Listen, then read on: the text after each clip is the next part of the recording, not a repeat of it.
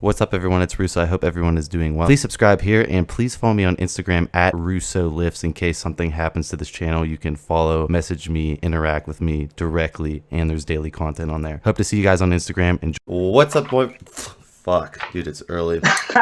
What's up, everyone? It's Russo. I hope everyone is doing well. Here with the Retro Physique, aka the Stone Bodybuilder, aka Zach, and we're going to be talking about his experience with injectable leg and draw, specifically LGD 4033. I know there's other LGDs on the market, but we're specifically talking about like the poster bulking SARM LGD. And is it better injectable? What has his experience been injectable compared to oral, and overall what he thinks about it? I really don't have that much experience, so I'm not going to be weighing in my opinion that much. I've only used it in 1 week Insane Blast for Enhanced Athlete, that little documentary, and that was stacked with like 50 other things, so I can't really specifically pick it out. But orally, I can say it's like a mild D-ball like effect, and it's very strong orally. And injectable, I'm sure with the bioavailability of oral being only 40%, with injectable, when you bump it up to into the 90%, I'm sure it gets pretty crazy. So what did you think about the injectable LGD compared to your oral experiences? Okay, so I was running oral leg and draw from a brand in my shop at 15 milligrams, and I was running that with the S23. So that was accounting for like the building muscle side of my prep, as well as like the muscle bellies, like the fullness. It also accounted for some of the wetness too. So when I was analyzing my physique every day, I knew where the leg and draw was having effect, and I knew where the S23 was having effect. And so I was running those two compounds for like about a month before I got the injectable versions. When I switched, I knew what to look for. Like if anything, if my physique changed for the worse, I would know that the injections weren't working or something like that. I didn't add in a test base. I literally just switched over to the injections. That was the only thing that changed. And I think I was scared to run them at high doses. Like Tony's been blasting the injectable SARMs, like full ml. Each full ml is 50 milligrams.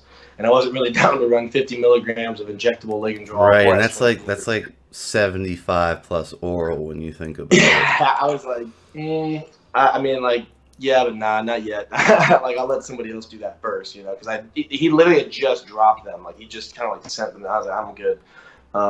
So I dropped the dose down. I was doing like a quarter cc of S23, and I think I ended up doing about the same for the leg and draw. So that ended up being like 12 milligrams or something like that, whatever a quarter of 50 is. And so I ran with that, and it was awesome. Did the same thing I needed. After about a week and a half, you could definitely tell they were more effective than the orals that I was running, because my look, like I definitely started to look like I was on steroids, and I wasn't. I hadn't been on test in over a year. So this was completely SARMS only for everyone watching, right? It was completely SARMS only, and leading up to it was SARMS only. And actually, I had come off of a heavy steroid cycle in 2017 for a show, and I got sick and lost like 20 pounds of muscle and had to do this like year and a half of recomp. And then on this prep, I put on 10 pounds of muscle.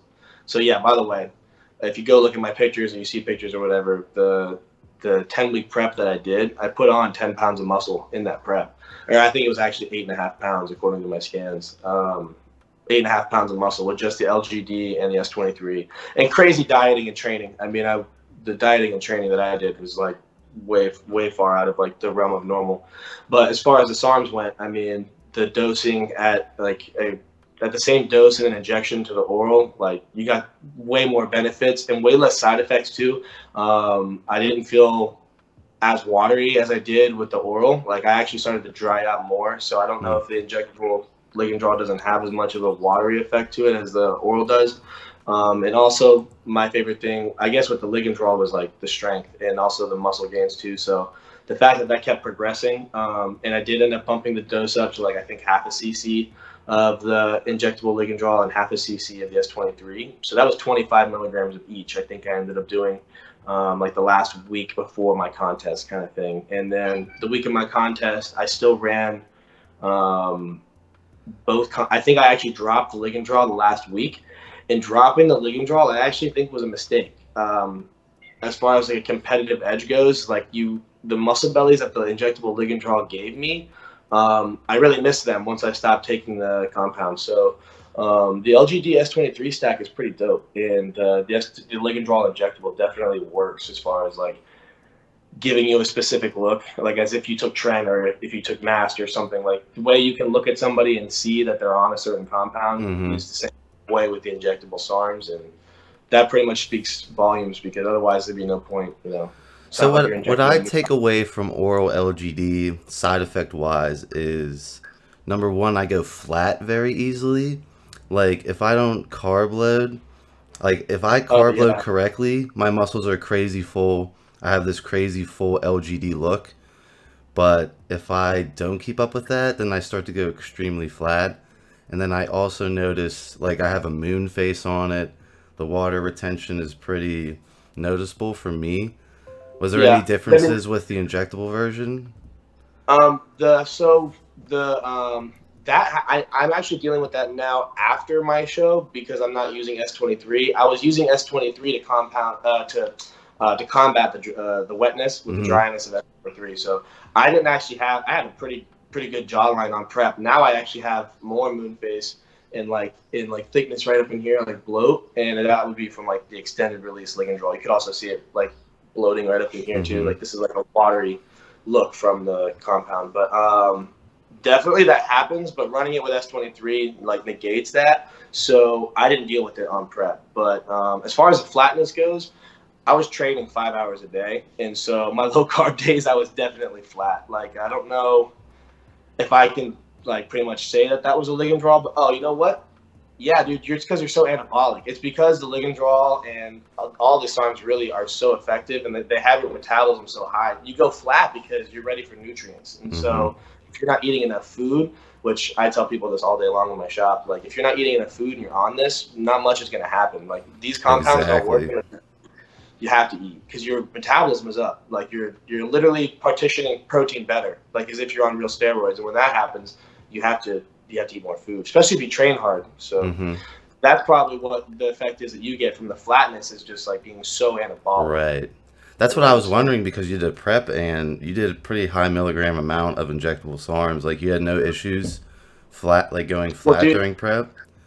well, the thing is, like the way I prep, like for this show, was create like if we could do a whole video just on the way I prepped. I was doing 2 hours of training, 3 hours of cardio for I did that for 8 weeks straight, and 8 weeks passed. I was doing 2 hours of cardio every day, and that's just after a 10-hour workday. I just go to the gym at 9 p.m. and I train for 5 hours. So I was flat, but I was also working in like Cheetos and burgers into my diet, and also like dropping crazy amounts of body fat while building muscle. So like it's hard to say that I dealt with that. I definitely, bro, on my low days, like yeah, I definitely was depleted, and like I could over deplete really quickly, especially. But I was doing 3 hours of cardio, so 1,500, 2,000 calorie burn in just a cardio session, on top of like your basal and training and all of that. You end up at like a 6,000 calorie minimum every day. Otherwise, you're at a calorie deficit. So Mm-hmm. I was pretty much flat like all the time. But I guess I could say like even my experience now, like running this arms, like if I don't eat, I go flat. So it's pretty much a good way to like stay flat if you don't eat enough food, is being on like Ligandrol. And Rab 142, like the stronger compounds. I feel like Austrian would be better if you were trying to have better muscle bellies and you weren't going to eat. Just Yeah, I agree. get like that primo bone look. But Ligandrol and Rad and even S23, they're just so strong, especially at 15 milligrams or oral or the injectable dose that I was running. I mean, my body was just like, give me all the food. So whenever I would incorporate fat-free spicy Cheetos before I trained, like a Gatorade and a half a Coke, like half a Coca-Cola. And the pumps were stupid. It was crazy. And it was pretty much just this like effect of timing the carbs and the type of carbs and the types of fats that I was eating with my training and being so depleted, that allowed me to like keep building muscle and burning fat at the same time. But dude, I was flat the whole time. I was inflamed out the ass from all the cardio. So like my legs were all watery. I was taking MK677 too.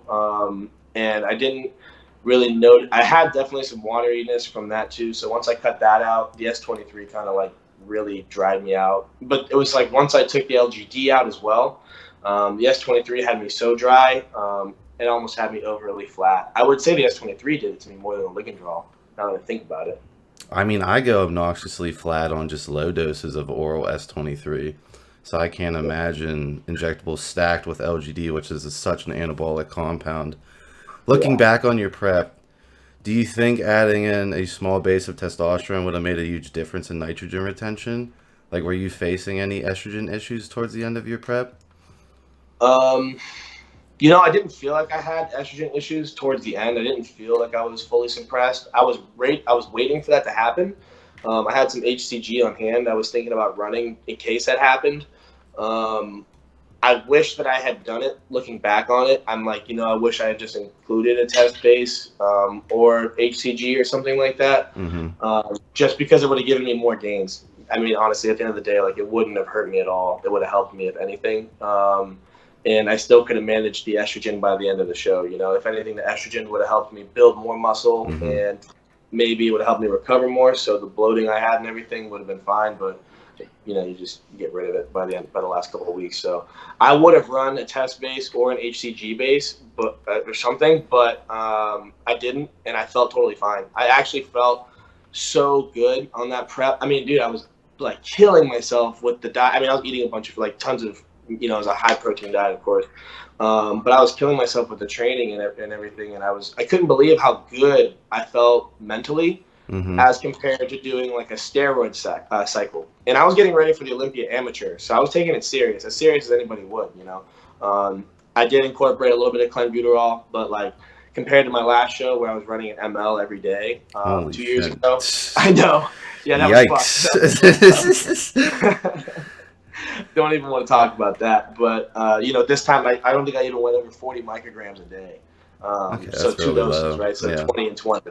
Yeah, way better. And I was like, I'm good on that. I limited my caffeine. Like, my body has taken some serious abuse. And this time with the injectable SARMs, I felt like I kept up with the big guys who were on all of the shit. I definitely didn't have the muscle maturity that they had. So, like, I was definitely lacking in that sense that some good old mass and trend probably would have given me a nice little edge, but I was doing a lot. I was putting on muscle, I was burning fat, I was coming from a low point to a high point. Like, it was just, I was doing so many different things for this prep that, like, now that I've got my body kind of like back where I want it, I wouldn't have so many different things to think about, and I could probably focus on some, like, I don't know. My head was everywhere on that prep, so it's kind of hard to be like super exact on everything. It's cool that you actually did injectable SARMs only, because then you can really figure out what they were doing. But I think injectable SARMs are going to shine in competition with hybrid cycles, with combinations of steroids and the injectable SARMs. I've been doing hybrid cycles for years now. I mean, so have I. So what do you think, all the competitors watching, how you would slot in a SARM or an injectable SARM, being oral or injectable, into a hybrid cycle to benefit the most? Because the hardeners of SARMs don't hold any water at all. Like, RAD isn't going to hold any water towards the end. No. I'm honestly wondering if, like, it's hard to say. I mean, I got such good effect from the Ligandrol and S23. I wonder, like, what could be better, I didn't get to run injectable S4, which I wanted to really badly. I just couldn't get my hands on it in time. So I don't know if that would have been a better option. I don't know what would have happened, because I took the Ligandrol out the last week. I wanted to add in S4 with the S23. I don't know if that would have helped with any muscle bellies. It's been my experience that S4 kind of increases your fullness, but like not to any great extent. But it does like tighten you up, and so does S23. And I was carbing up with like mad burger and fries. So like I think that probably would have been a good look for me.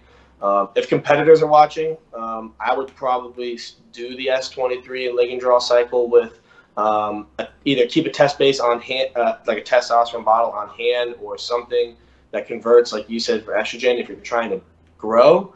If you're not really concerned about it, it's kind of up to you. I feel like at this point, though, if you're going to run tests, if you're open to test, you may as well just run the test. If you want to experiment and just do SARMs only, you can do that. But it's like, why worry about being shut down? I don't know. There's no reason to really stress about that. So just do it. I would also look at the Endurablast, the SR9009 and Cardarine combo. That shit is crazy. So I wish I had that when I was on prep, because I would have loved to have had all the cardio enhancement and the strength benefits that gave me too. For your next competition, do you plan on building a hybrid cycle similar to this? Yeah, definitely. Yeah, definitely. I mean, now that I didn't run it with test, I know exactly I pretty much know like how my body's going to work with it. So I'll definitely go ahead and do a hybrid cycle. I'll probably do test, maybe EQ or Masteron, and maybe Primobolan. But I'm hoping that an injectable Osterine would cover a Primo, or even like the Ligandrol S23 combo again. And yeah, I'm definitely gonna be doing hybrid cycles. That's kind of like a no-brainer. I definitely won't be using Tren anytime soon, or any of the harsher drugs. D-ball, Anadrol. I don't know if I found a SARM that's comparable to Anadrol. I haven't even used Anadrol, but the way people talk about it, like I don't know that any of the SARMs.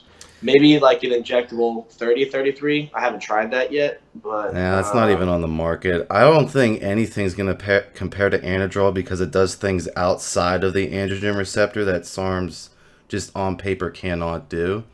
Yeah. But the toxicity of Anadrol is just, man, like it builds up fast. Yeah, that's what I've heard. I've never used it, but like if I like going forward, I'm thinking about things that I want to try that would actually benefit me. And people always talk about Anadrol, D-ball. I'll never use Anavar again. Pretty much feel like that's pointless.